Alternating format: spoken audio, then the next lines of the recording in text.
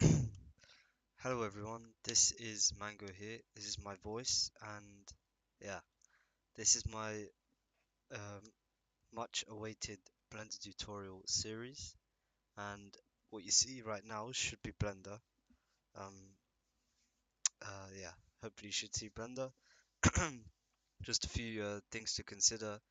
Um, I'm not gonna show you how to install Blender. You guys should just go to the website. I'll put the link in the description, and then you just have to go and install it, you know, all the usual stuff and pressing the .exe and yeah, installing Blender. Um, if my mic is a bit bad, I'm sorry. I only have a headset mic, so you're just gonna have to deal with that. Any questions you have, you can put them in the YouTube comments. But it might be better to ask your questions on the SCS forum that I made, so you'll know that I've made a forum post with my Blender guide. I'll put a link to it in the description again, just to make sure you guys have read it. So if you have questions, it's better if you ask them on the SCS forum. If you can't, you can ask them on YouTube, but there's no guarantee I'll answer them. But I probably will. So yeah, this is Blender. As you can see, most of you will have met it. You will have known what it's about. It's 3D modeling. It's basically what most modders will use in ETS, ATS, and many other games. Obviously, this series is based around ETS and ATS. Well, let's just say TS because they both use the same framework. Um, so yeah, the first episode is only going to be about Blender, no SCS tools. That'll be in the second episode, and from then on, we'll start looking at SCS tools. For now, I'm just going to be looking at the interface, how everything works, and yeah, I'm aware I've talked for a long time, so we're gonna get into it.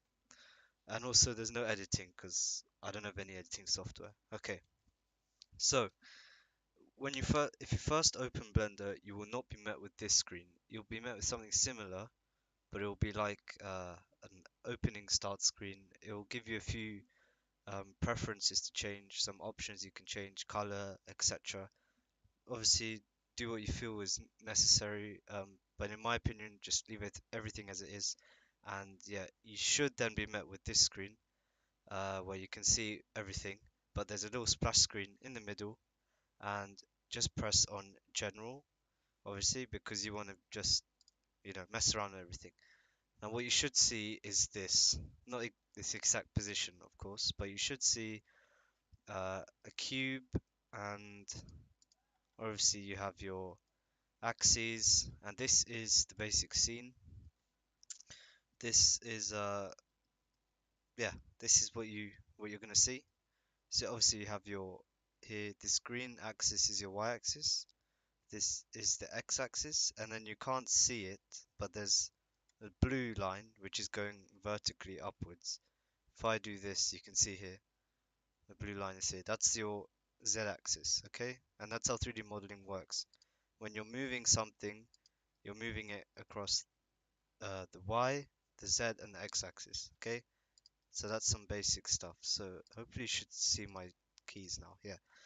Uh, Hang on a second. You should be seeing. Yeah, there we go. So you guys can now see what I'm pressing essentially.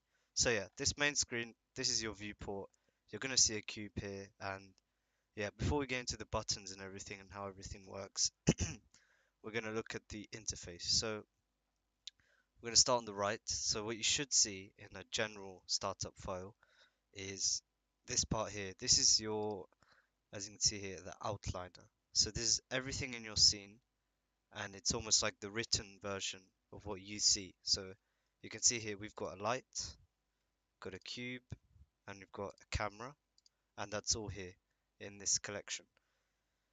Um, this is almost like a file explorer. You can have different folders, so I can add a collection here. So you just right click, add collections. I can move stuff into collections, and that's just for organization purposes.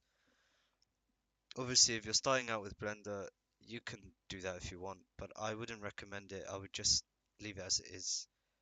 So to undo, just press Control Z, and you should get rid of all that. What I actually do is I literally just press on collection and just delete it because I don't need it usually. I usually just make sure all my objects are just named well. Okay, so that's basically it. You can toggle whether you want to see something or not with this eye icon. So if I don't want to see the cube, I just do that. Okay, and this is to turn it off in a render. So we'll go over renders later, but if you want to turn it off, you just press this. Okay, in the bottom here, we have probably the thing you'll be accessing the most, which is properties. All your SCS tools will be here as well, but we'll go over that later. And yeah, so the first tab is just your, as you can see here, workspace settings. So any basic settings you need, you've got your add-ons here as well. Yeah, I don't think you really need to be looking at this much because you have most of this over here as well. Second tab, pretty important. So you have your render engine. So this is to do with rendering. Again, we'll cover this later. Um, yeah, this is all rendering stuff. There's baking here as well. Um, I don't know if we'll go over baking because I'm not that confident myself in it either, but perhaps we will. So this is your basic scene stuff. It's about your rendering, how things look, and yeah, just your management overall. Third tab is your export tab. So you can see this little printer icon. You've got all your stuff that you need when you're exporting animations or even just the object itself. So you can see here we've got the resolution. So this is mainly for renders and animations because you can see you've got frame rate. Just leave that alone. We don't need to mess with that. Yeah, and you've got your file formats, metadata, post-processing. You don't really need to mess around with this. This tab is the layer properties. Um, Now I've never really used this tab, so yeah, I'm not really sure what it really does. You've got light and all that. I'm guessing it's to do with baking maybe and rendering. This tab is your scene, so you can change basic settings. So maybe your unit system, if you're working Imperial, you can use that. Rotation, degrees, radians, um, and you've got all this. I usually work with these, but sometimes I do work in radians when I need to. But yeah, that's really it. You've got gravity as well, which you need for if you're maybe animating and you're using uh, fluid properties, or maybe you've got a bowling ball or something and it needs to reach the ground. But most of the time you won't have to use it. So yeah, okay, this one is pretty important. It's your world. So this is basically the world. So the world here is essentially just a gray, dull world. You can change the color here. I'm not going to change it, but you can change the color of the background if you want. You got your strength, volume, viewport display as well. Again, I wouldn't really change it too much. I don't want to change it myself. And then some custom properties. SCS tools will also have something here, but again, go over that later. Master collection, no need to look at that. And then yeah, we have your object properties, which is important. So if you click on something, this will change. So we have our only mesh object here, which is a cube, and you can see it says cube. You can change the name here to my cube. Again, you can also change it here as well. Just press enter when you're done. So yeah, just remember double click to change the name. And here you can do a lot of things. You can transform, but again, you can do this here. I'm going to go over that later. Rotation, all of that stuff. Um, and everything to do with the object is here. Um, as far as I can see, there's no, okay, maybe also here, viewport display. This is pretty important. If you want to see the name of your object when you're clicking on it, it's there. You can also see the axis if you want it in wireframe mode, which you don't really need. Sometimes you might need it. All the edges, texture space, shadow, all of that, and also the color as well. I'm going to turn that all off because I don't need it. Uh, yeah, again, SCS Tools is going to have a really important role in this tab, but for most of your modeling, you will not need this tab, as far as I'm aware. Anyway, in my experience, modifiers very important. There's loads of modifiers which helps you model. Um, they're very helpful. You're going to use them a lot as you do more complex stuff. Again, I'm not really going to teach the whole of Blender because you know it's better if you get a course like I did, or maybe just go on YouTube or something. I'm not going to teach everything because it's just it's really just SCS tutorial, not really Blender. So yeah, this is I'm actually I'm actually not sure what this is. Particle properties. It's to do with maybe animating or something. Uh, physics again. You might probably not have to use this again. And then yeah, UV maps. This is important. This is for when you're texturing and you're unwrapping stuff. This is going to be really important. As you can see, when you generate an object, it will have its its own default UV map already. And if I was to, for example, add a, let's say, I don't know, a plane, you can see the plane is also part of that UV map. So by default, all the objects in the scene will be connected by the same UV map. Again, we're going over this later. Material, probably the most important. So uh, I thought I thought Blender crashed there.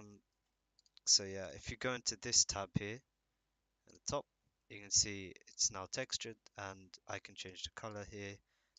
These are just basic coloring. Again, more on this later. So yeah, let's just change it back to white so it's easy on the eye, and go back to here. So yeah, you can change metallic, a lot of things, and then you'll have obviously your image textures. And then here you can add, I believe this is for normal maps.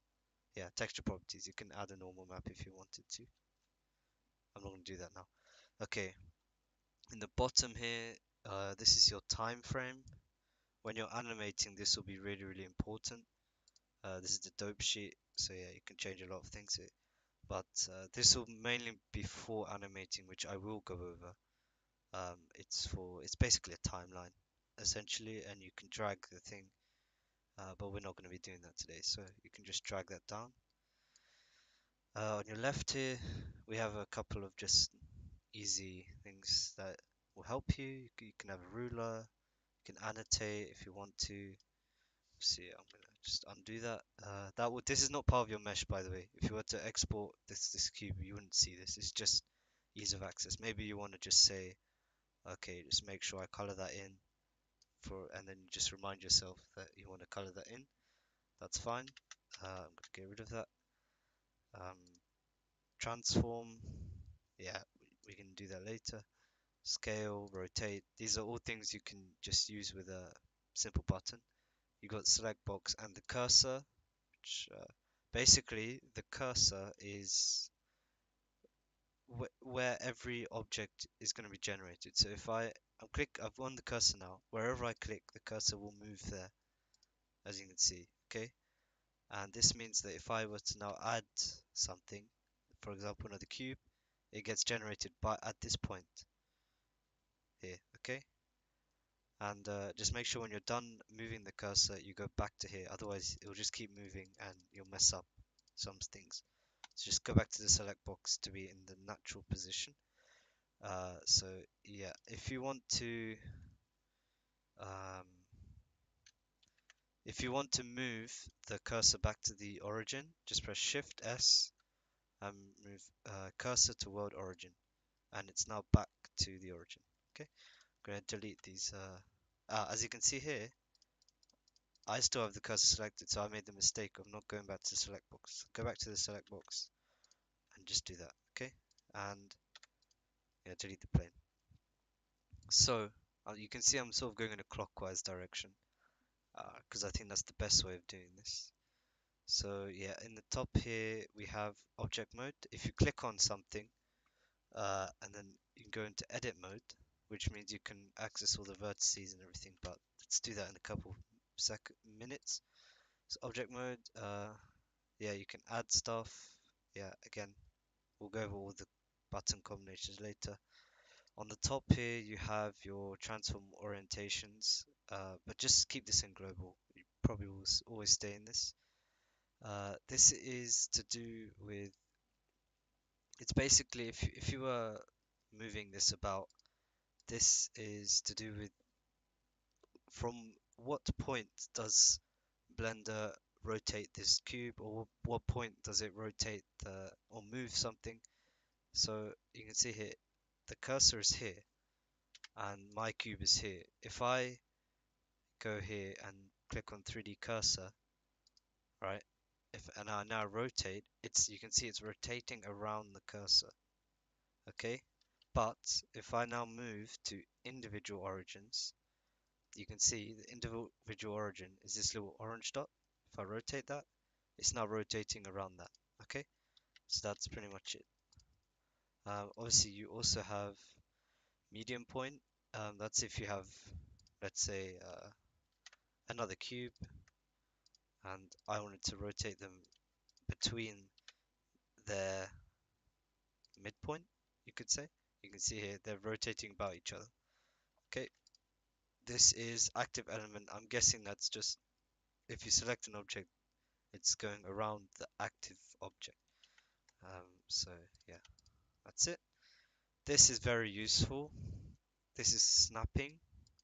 So essentially what this does, it allows you to get an object and move it like right next to something. So I'll give you an example. If I duplicate this and get another cube, if I move this, right, without this snapping thing, I can't, there's no real way of me moving this like right next to the thing. Yeah, I want a cuboid. I want to make a cuboid. How can I move it right there? Even if I move it next to it, it's not next to each other in terms of geometry. If I turn this on, I can now say, okay, Blender, move the cube to this vertex. And you can see now it's joined up together. Yeah, right up against each other, nice and flush. And there it is, okay? That's the vertex method. If I want the edge, I click on edge. I could say, okay, move to this edge, move to this edge, this edge, and etc. Okay, face, same thing, but it's just the face. So if I can move this, you can see it's moving along this face. I can move it along this face. Volume, well, you know what that means. It's just the volume, just to make sure it's the same volume. But I don't usually use volume. So yeah, and that's pretty much it. So I'll just leave it. Oh, increment is, let's say we're in this view and we wanted to just move along these little squares. That's essentially what it is, okay?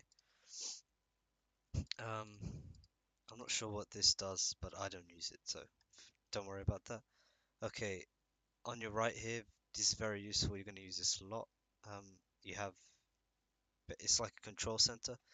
If you want to move around your scene, you can click on this as well, but just you can just use the middle button on your mouse, as you can see from here. You can just move around like this and rotate the view. It's usually rotated around the world origin by default, but if you click on an object, press the full stop button, then you're rotating around the median point of the object. If you press multiple objects and again do full stop, you're rotating around both of the objects. Okay, right, here we have zoom. This is just to zoom the view like that, which you can do with the scroll wheel. You can move the view. Again, to move the view, all you have to do is press shift, and while you're pressing shift, move press the middle mouse button like this and move your mouse left or right. You can see it here on the button thingy. That's what I'm doing. Um, Here you can change the camera view. So if you click this, you can look inside the camera there, and the camera is for rendering, which again we'll look at later. But another way of doing that is just pressing 0 on the numpad, okay? And just to reiterate, when I was pressing full stop, I'm pressing it on the numpad. If you don't have a numpad, you might have to go to Blender and change the controls and everything, um, which obviously you can all do, I'm pretty sure. Just press 0 to go into the camera, and then here we have perspective and orthographic projection. Now, basically, orthographic is just a way of seeing everything in proportion. You can see it's a bit weird, and that's because it's basically showing everything in proportion. I don't really know the exact definition of orthographic view, but it does help in certain situations, as you can see. And to toggle between that, you can see here it says numpad 5. So yeah, most of the time you'll be in this view. Okay, now here on the top, I don't know what that is, just forget about it. Gizmo, if you want that off, obviously turn it off, but I like it on. Um, Again, just a couple of things, motion tracking, just various settings. As you can see, if you turn it off, you get this. So maybe it's good for maybe screenshots, but I'm going to leave that on. Whoops, there we go. This is just if you want to see things in transparent view, which might help.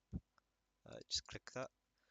And then we have the 4 main rendering options, not rendering, viewport options. You have the first one, which is the wireframe. So you can see everything as a wireframe, as it suggests.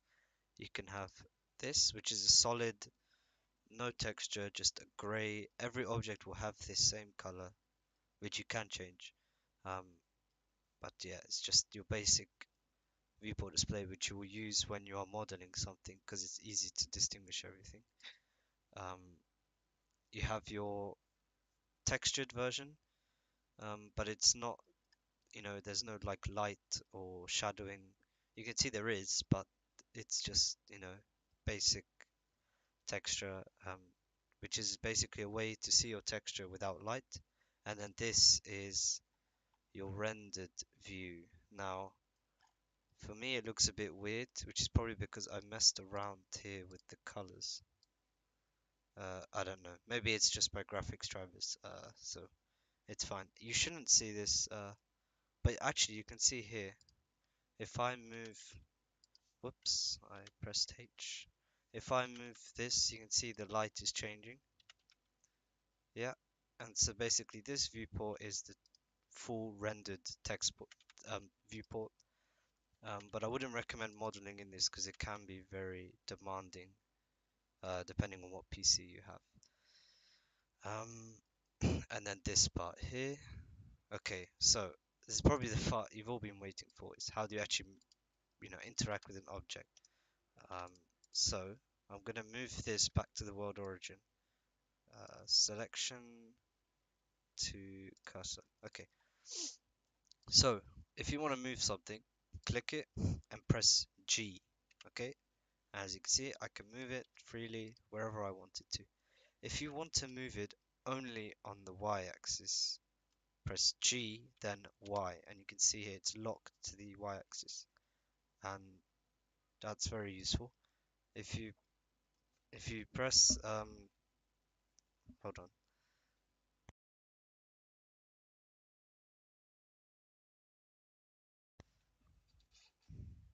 Sorry about that.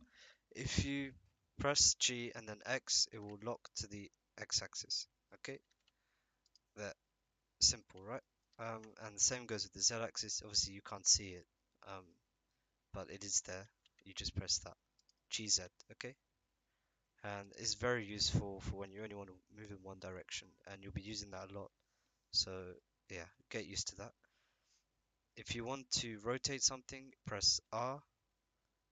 As you can see, you can rotate it freely, but if you want to rotate it in a certain direction, which is what you mostly be doing with rotating, you just press R and then the respective, the corresponding axis you want to rotate it in. So if I want to rotate it in the Z-axis, it will rotate in the Z-axis. And same with X and Y. And as you can see, whatever I'm doing here, it's changing here as well. Can you see that?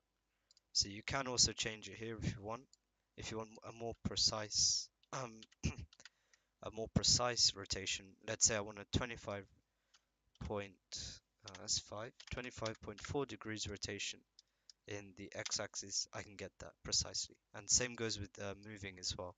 If I want it to be, I don't know, at 2 in the y-axis, I can do that. The last one is scale. Let's just move it back to there. And if I press S, you can scale it up or down. And you move your mouse to make it bigger or larger. So you can make it very small.